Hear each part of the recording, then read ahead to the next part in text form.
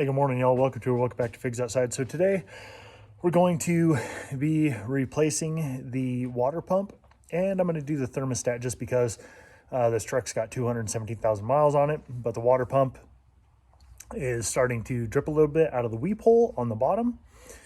And so, yeah, we're going to replace it. Yeah, it's going to take a little bit of time, not a lot though. It's going to save you a ton of money. If you could do it yourself, there's a couple ways to go about it. And let me just show you this real quick. So here is the water pump from my local Napa store. Oh man, that's really high up. So there it is, Napa. And a lot of times these companies like Napa and O'Reilly's on their own brand, let's actually check this out.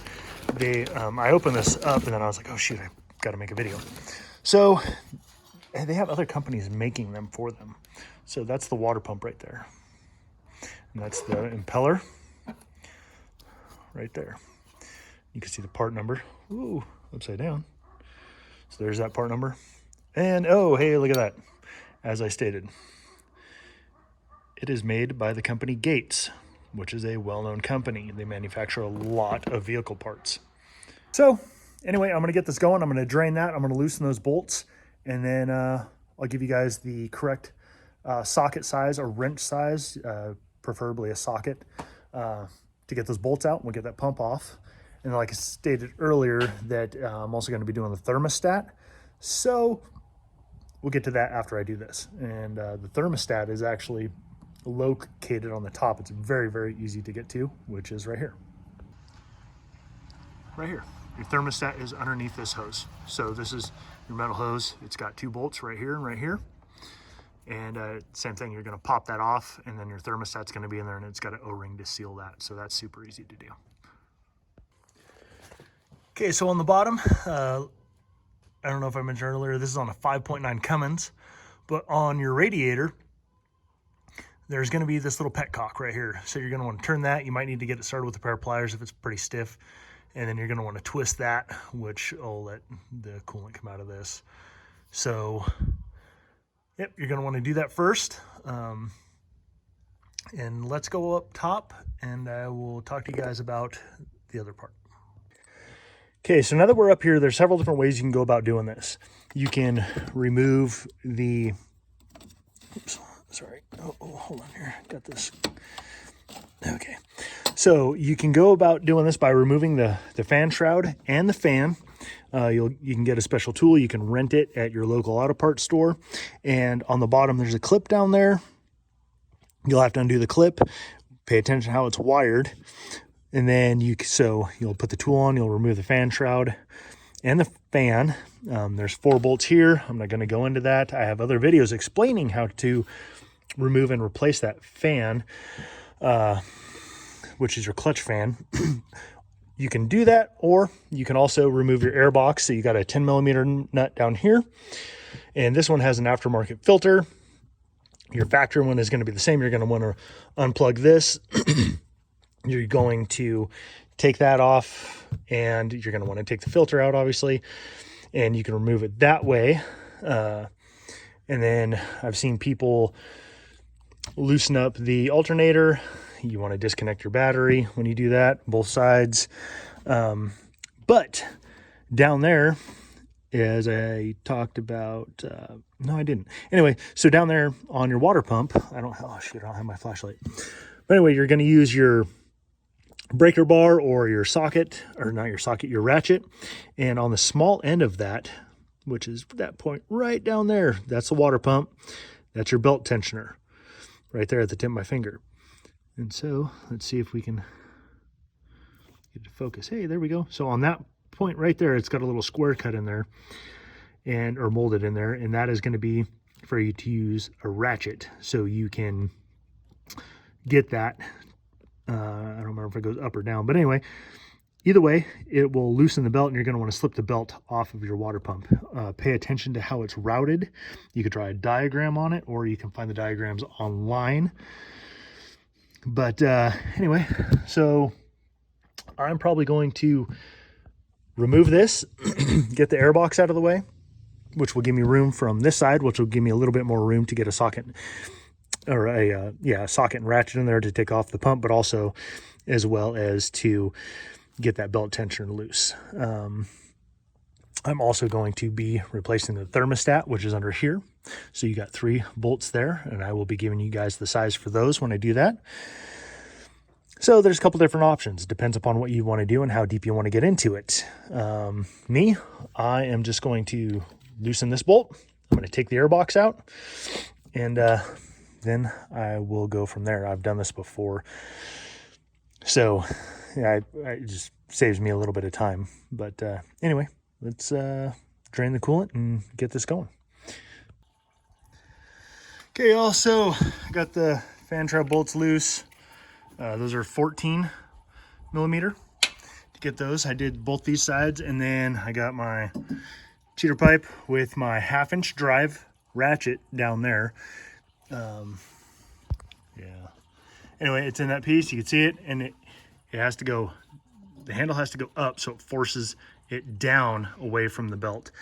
So I got the belt slipped off there, and then I'm going to my little ratchet, and I'm going to start undoing that. But as I was doing this, I have got this one thing I wanted to explain to you guys.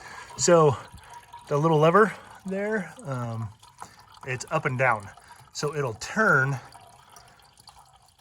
180 degrees, and then once it does that, it'll kind of get stuck once it goes flat, once it goes horizontal, and then you just kind of wiggle it, and it'll turn. It's pretty stiff, and then boop, it'll pop, and then it'll start draining.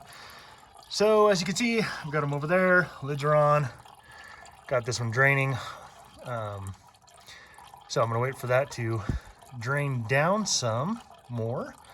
I don't remember when I did this before. I believe it was 3 gallons. And you're still gonna have a little bit of coolant in there because it's in the block. This is draining the radiator, it's gonna drain the hoses, it's gonna drain out of the, from what's feeding the block down to the lower hose, and it's gonna drain over here. But I think it's like 3 gallons. If I remember right. It might be 4. Anyway, I'm gonna put a bucket, I'm just gonna do 3. I'm gonna put a bucket underneath, and then I'm gonna start taking that water pump off. Here we go, broke them loose, 10 millimeter, spinning them out by hand. And anyway, yep, so that's what I'm doing, spin them out by hand. Got one bolt out already, the top one, so pretty easy. All right.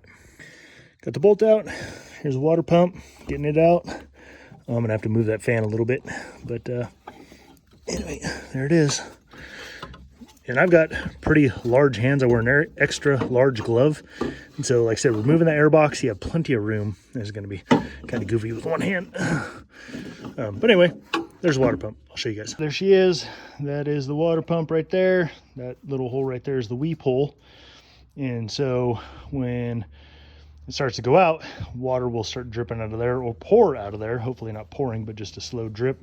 You can see a little bit of a calcium on there, or some people call it corrosion, whatever. That was an indication that it was dripping. Also, there was just a drop, but it wasn't. It was a drop here and there, not much, but it was still doing it, and I don't feel like having it blow out going down the road. So there's that one, and we're gonna get the new one all put together.